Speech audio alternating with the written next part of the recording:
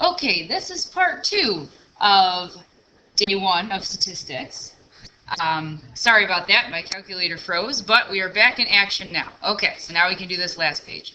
So, I'm going to go up and clear out my hamburger numbers, clear and enter, and now I can enter my siblings and the frequency into L1 and L2. Okay, so putting the siblings into L1, 3, 4, and then I'm going to put their frequency into L2.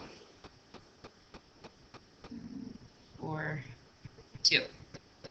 Okay, so now that we have 2 lists involved, what's going to change on our calculator is when I go over to Stat and Calc to do my 1-bar stats, right, I have to tell it now that there is something in that frequency list. I want that to say L2. Okay, so I'm going to hit second and 2 and put L2 in there. And then when we go down to calculate, right, it will calculate everything for us. Okay, so let's just jot that down quickly. Right, so we went to Stat, Calc, 1-bar stats.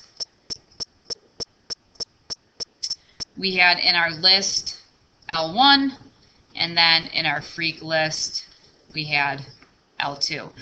The one thing about this L2 in the frequency list is you do have to pay attention to whether that's there or not, because if it is there and whatever you're doing doesn't involve L2, that will screw you up. So you do have to be careful about that. Now, folks that have the older calculators, right, you're going to do this. So you're going to say 1-bar stats, and then you have to make it say L1, comma, L2. Right, the comma is located above the 7 key.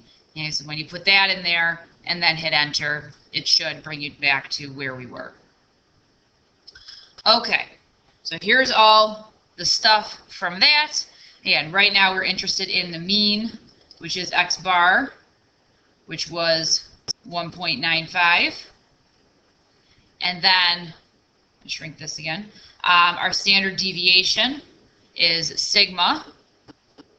Right, so sigma x down here, which is 1.117, let's say. 117. Oops. 117. Okay. But there's quite a few things in that list, as you can see. So we're going to fill in some other statistics down here. Now, some of these we still have to do by hand, but then some of them the calculator can do. So the mode, if you remember, mode is the one that is the most frequent. Right? So mode is the most frequent. So we're going to pick whichever one has the highest frequency for the mode. Okay, this one you have to do yourself. So if you look back up at the data table, right, the one with the highest frequency, the data value that goes with that is 2. 2 siblings. Okay, so we're going to say 2 is the mode. In Algebra 1, you learned about how to do box and whisker plots. If you remember box and whisker plots. So box and whisker plots split up your data into the 4 quartiles. Okay, so your calculator, again, will find all of those quartiles for you. You'll notice there's a little arrow here, so you can arrow down, right? You can arrow up and down. Right, the problem is once you hit any buttons, you lose the ability to scroll up and down. So just be aware of that, but you can always recalculate it if you realize that you need to go back and look at something. Okay, so our quartile 1 value, right, is 1. That represents 25% of our data values are at 1 or below. That's what that means. The median, right, is the middle value when they're all listed out in order. So our median is 2, right? That means that 50% of our data is below. Our quartile 3 is 3. That means that 75% of our data is at 3 or below. And then to compute the full range, right, that's the max minus the min. And your calculator does tell you that as well. We've got min x and max x here. So we could do 4 minus 0, so our range would be 4. The interquartile range is the difference between Q1 and Q3. So we're going to do Q3 minus Q1. So for us, that's 3 minus 1, so our interquartile range would be 2. And then the variance is another important statistical calculation that they ask about sometimes. All the variance is it's that standard deviation value squared. The problem is you have to know that and you have to do it yourself by hand. So we're done scrolling up and down, so that's fine. I'm going to take the standard deviation that I calculated up here, which was 1.117, and then we're going to square that. So 1.117 squared. So if I hit second and quit and go back to the home screen, 1.117 squared. Okay, and again, it doesn't tell us what to round to, so you round to the nearest hundredth, 1.25. So the variance is a standard deviation squared. Okay, then it says how many students have a number of siblings that falls within one standard deviation of the mean. So within one standard deviation of the mean, you have to remember, well, it could be one standard deviation above, or it could be one standard deviation below.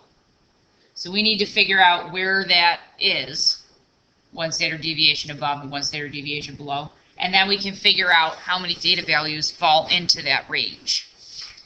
Okay, so if I want to figure out where one standard deviation below the mean is, so I'm going to take my mean that I figured out up top, and I'm going to subtract one of those sigmas. Okay, so the mean again is 1.95 and the standard deviation is 1.117. So we do 1.95 minus 1.117. Okay, that comes out to be 0.833. So that's one standard deviation below the mean. Okay, then I'm going to figure out where I'm at if I'm one standard deviation above the mean. So sigma plus, or sorry, yes, x bar plus 1 sigma. So 1.95 plus 1.117. And that takes us to 3.067.